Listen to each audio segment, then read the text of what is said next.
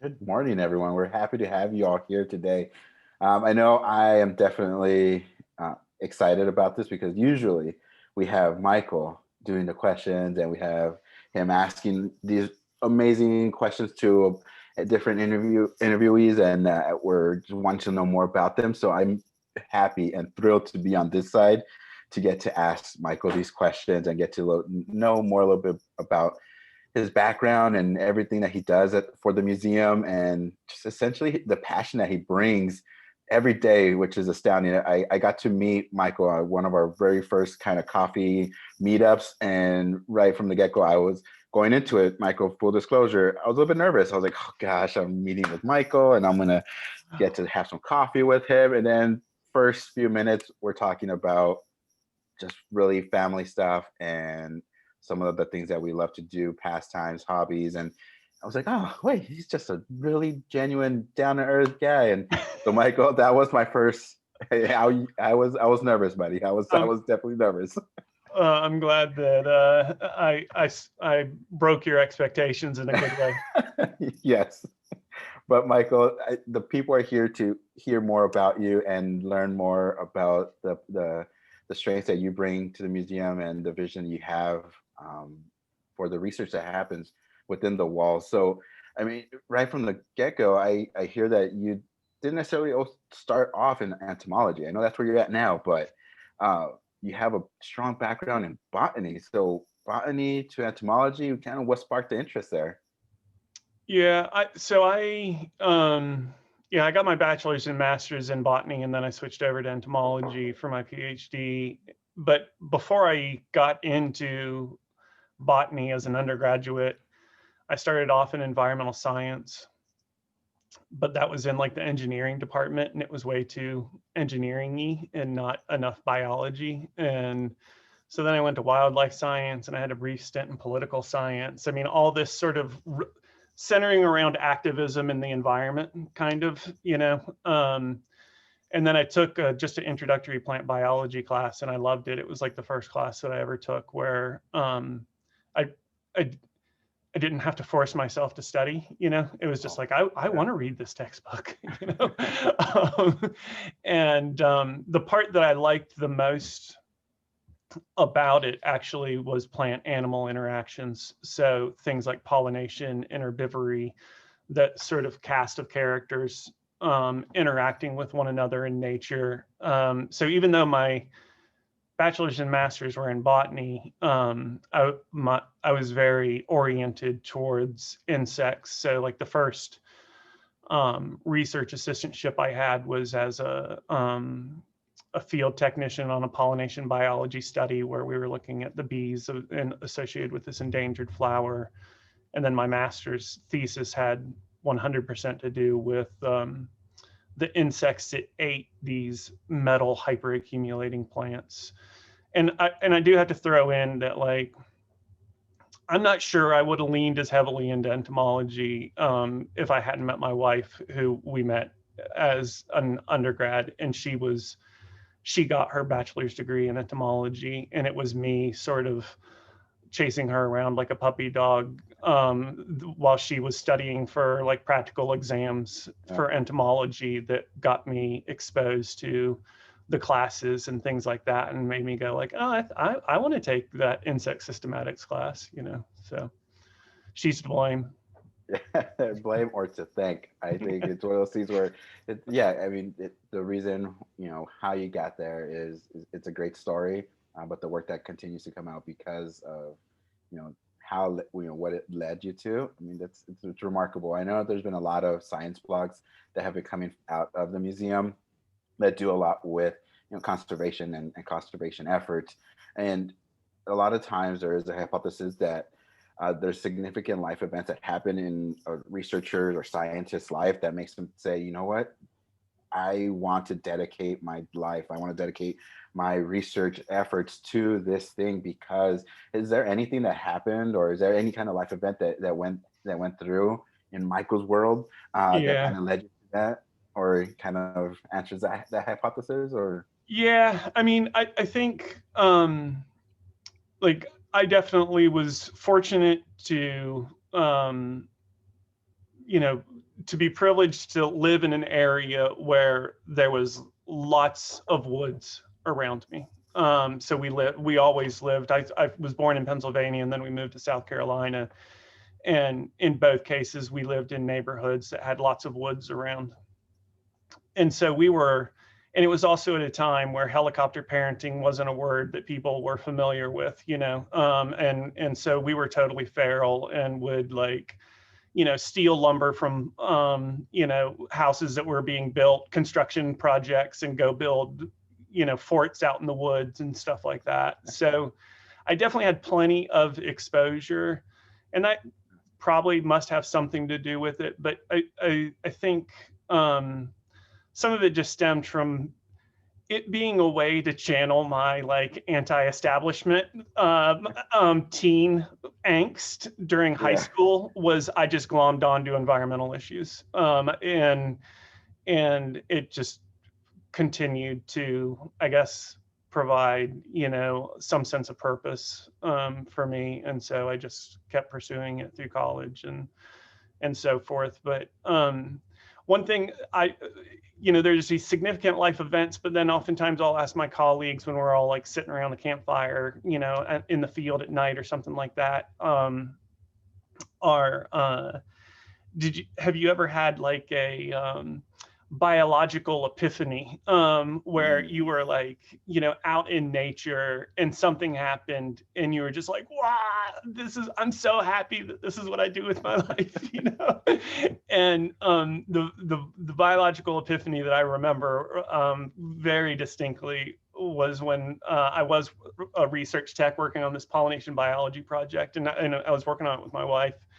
And we were up in these woods in the middle of Alabama all by ourselves, chasing bees around. And we saw something off in the distance fall from a tree.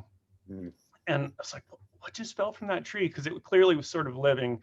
And then another something fell from the tree. Yeah. And so I'm hustle over there to try to see what's falling from this tree. And as I'm leaning over the ground, looking to see what fell, duckling fell on the back of my head, and then they just started pouring out because they were going to kind of fly or swim for the first time with their mom. And I think I don't know, 10, 12 wood ducks just started falling from the sky. It was raining wood ducks, and it just made me feel so happy, so privileged to be able to observe something like that. So yeah. Oh my gosh, I can't imagine being connected to something and then a time like that where it's random happenstance. You weren't even there for that reason. It was exactly going for like you were saying, chasing bees. Yeah. And little did you know you were gonna have ducklings falling on your head. Yeah. Oh, that's so great. And you mentioned that your wife played a big role in kind of leading you towards entomology and the significance of having people around you and kind of really leading and guiding a lot of decision making that takes place. I'm just thinking of young Michael in high school, trying to rebel. But with that being said, has there been any mentors, or what's the role of a mentor? Has there been roles of mentors that have helped shape your career and that stand out to you now that you're in a profession that maybe you or yourself are a mentor to someone? Right. Yeah.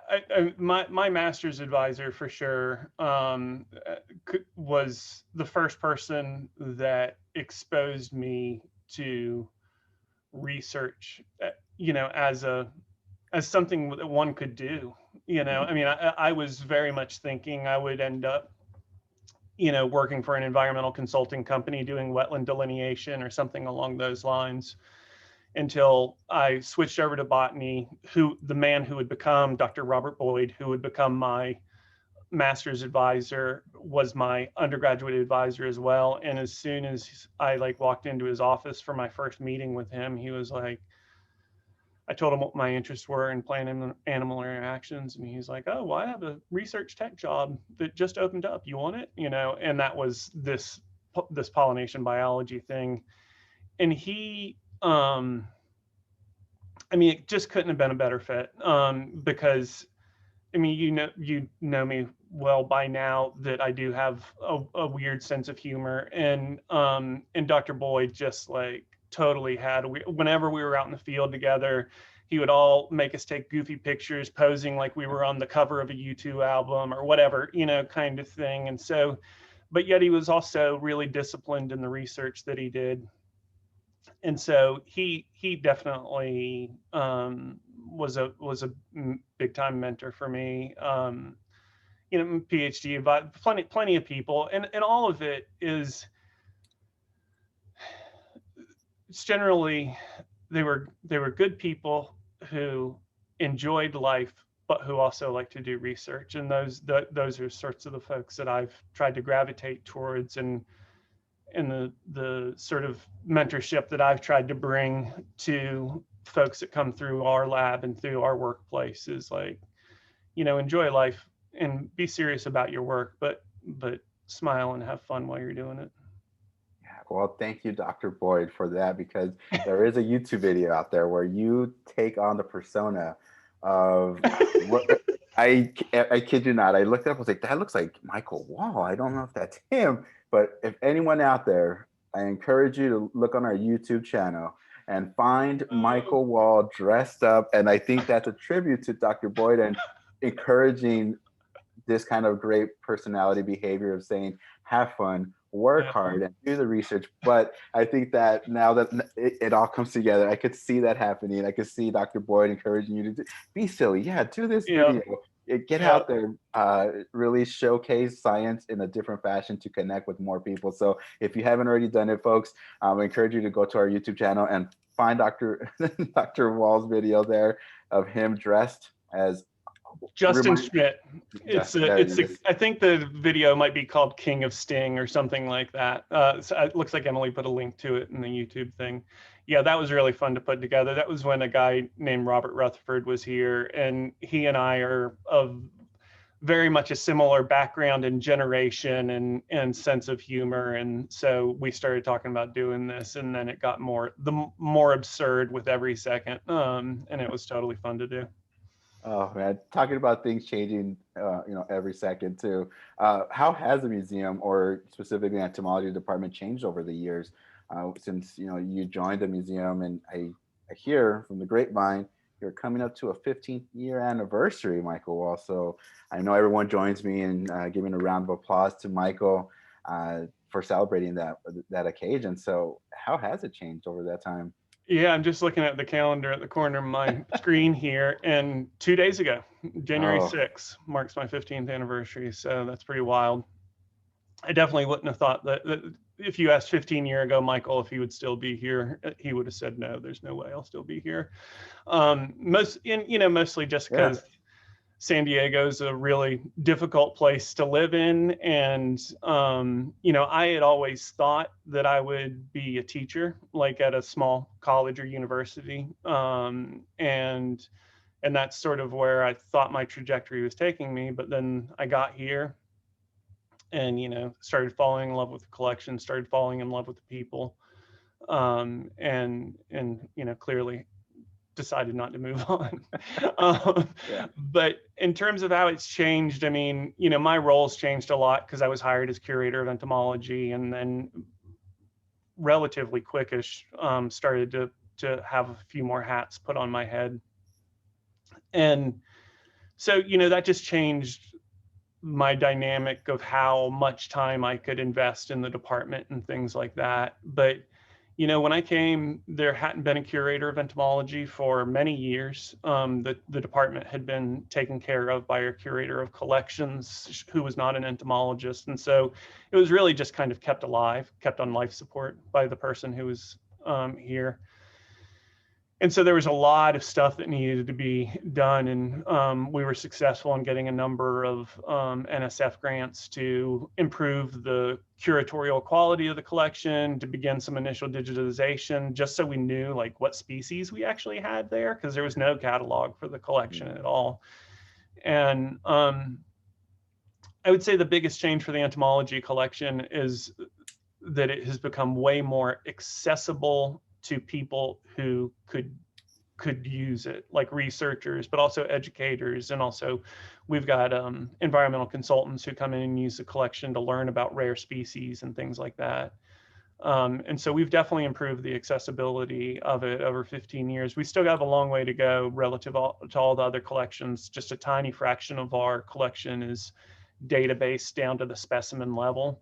But right now we've got an NSF grant and Institute of Museum or Institute IMLS, Museum and Library Services grant to do databasing at that level. So really excited to move forward on those on those projects, because we think it'll even create more accessibility.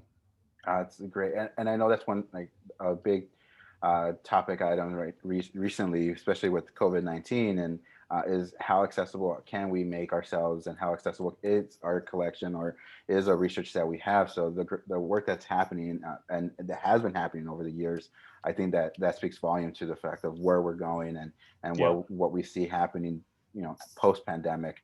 But with that, like with accessibility, Michael, do you see that San Diego has changed a lot over the time, and or has there been any winners, losers of of sprawl that's been happening in San Diego? From an entomological Yeah, perspective, yeah, that's a good question. I mean, clearly the winners are some of these invasive species like Argentine ants, right? Like the things that do good with humans or human modification of the environment, which, one of the biggest modifications that humans can have on the environment, besides just like completely scraping it over and paving it, is water, adding water into ecosystems that normally don't have water except for during certain times of the year. And so there are a number of things like Argentine ants that have benefited from that. And when those things benefit, that has repercussions within the ecosystem, because it's often they benefit to the detriment of other things. So yeah, Argentine ants, big winners, a lot of native ants, big losers. But yeah. Oh man. Well, with that, I mean, water is life, I guess, right? So yeah. if you're going out there and you have and you want to and you're saving between, if you had to choose, and we're putting you on the spot, butterflies and bees, what does, how does that look like to you as an entomologist? Like, how do we go about either saving both? How do we save both, or one or the other? uh, Is it possible?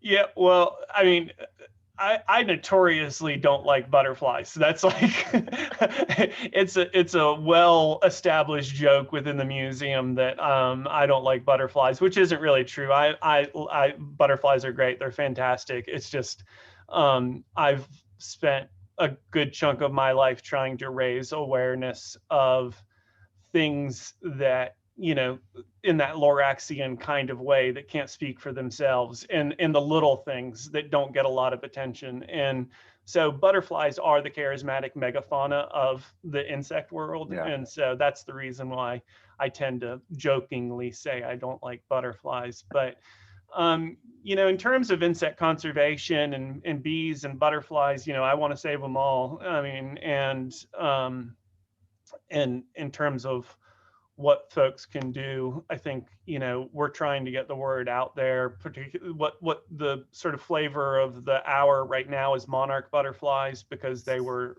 up for being enlisted on the Federal Endangered Species Act, and Mm-hmm. then didn't get listed, at least right now.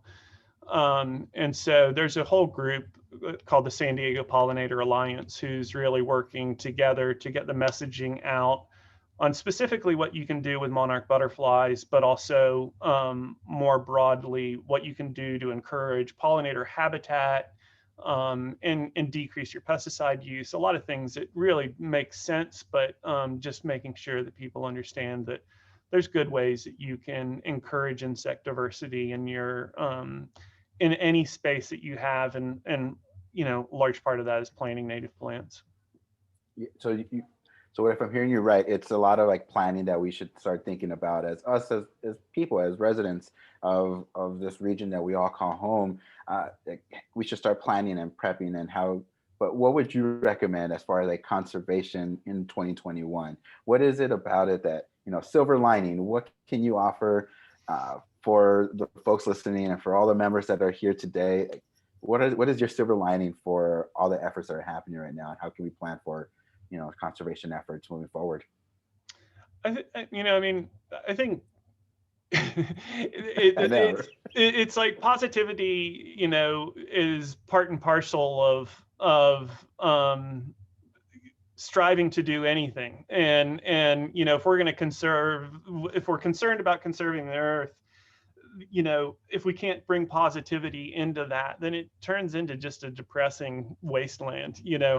And so, I mean, I find positivity in the people who are doing a lot of good work. I mean, the more I get involved with some of these other organizations and other people like Paige Howarth over at the zoo, who's really been doing so much for butterflies within San Diego. There's just a whole bunch of people in the U.S. Fish and Wildlife Service who are really working hard on insect conservation in general. We're really fortunate to live where we do in San Diego. There's a super strong management and monitoring program, and yeah, it's the people that bring positivity for me. And then the other thing, is there was a bunch of headlines at the beginning of the pandemic that were like, the dolphins for the first time in the canals of Venice kind of thing. Look what, and some of those were fake, but, Oh. but some of them were real, and there certainly are, and now a number of peer-reviewed research papers are emerging about kind of the rebound of nature in the under the gentle hand of humanity during the pandemic. But it was an enforced gentle hand of humanity. Yeah, absolutely. but that and that shows resilience, right? That nature is super duper resilient, and that we can maybe have quick turnarounds on a number of things that seem dire and like that they're just spiraling downwards. That with just like, if we can ease off of that pedal a little bit, the rebound potential, I think, is quite strong. Well, I think that's a great place to stop, because we definitely are at the end of our time, Michael. I had a blast having this conversation with you. It took me back to my early coffee conversation with you, where we sat down at a bench out in Balboa Park and sipped coffee and just connected and chatted. This moment it rings familiarity. And on the note of positivity and the rebound of nature, I definitely will take that as well. I thank you so much for those inspiring words, and I know all our members enjoy that, the last few things. But anything else you want to share with our members that are listening today before we turn it back over to Emily? I did see down in the Q&A that Ashley Salas had a question about European honeybees impacting native pollinators, and that definitely falls into the same category as the Argentine ants, where you have these invasive species that are impacting the local native species. But in conclusion, to truly wrap it up, I just want to thank you, Hector. I remember that coffee as well, and it was so enjoyable to learn about your background and how you came to where you are, which is a really interesting story as well. And so I'm hoping that Emily is going to let me interview you sometime in the future. So we'll plant that seed. Fuck this just in. Producer Emily is cutting us off now. No, but thanks, Hector. It's great to work with you, and I appreciate the interview. It's been a pleasure, Michael. Thank you so much for your time.